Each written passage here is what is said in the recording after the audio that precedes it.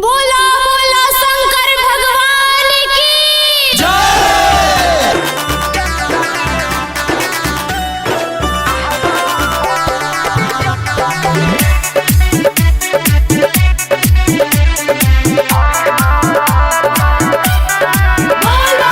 पटना से जल लइहा दानापुर से कहावर धल राजा कान्हावा पर बढ़ जाई पावर।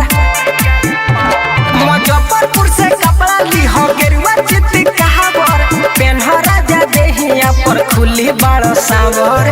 आहवा कदी चंदन धरिहा जल दंदन आहवा कदी चंदन धरिहा जल दंदन। ATR म्यूजिक बाय सखवा म्यूजिक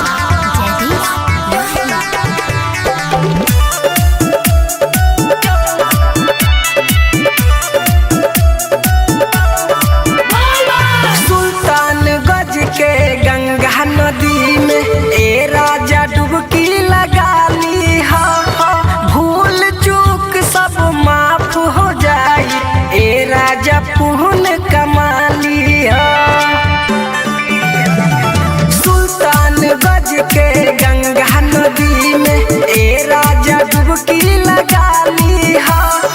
भूल चूक सब माफ हो जाई ए राजा पुण्य कमा ली हा। सुईला पहाड़ बड़ा सुई लेखा तोहरे हिम्मत ना हरी तू थोड़ा चाहे पड़े। शिव घर से बिंदिया ले ली टटकार हो दर्शन करके पिया घरे आई हमार हो। आहवा कदी चंदन धरिहा जल दंदन आहवा कदी चंदन धरिहा जल दंदन। मिक्स बाय कोलू ऐश्वर्या म्यूजिक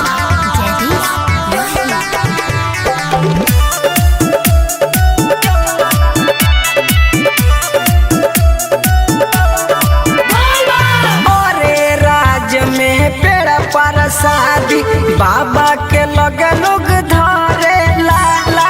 ई सब कैला से है मोर राजा फल फूल घर में फरेला।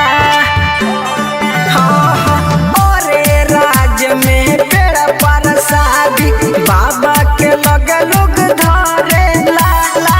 ई सब कैला से है मोर राजा फल फूल घर में फरेला। खावेला छवारे में चुनरी चढ़ेला काला पर छाई भूत झरे तो झरेला।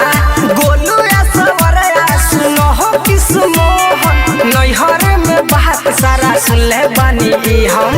आहवा कदी चंदन धरिहा जल दंदन आहवा कदी चंदन धरिहा जल दंदन। Recording by ADR Music by Sakhwa.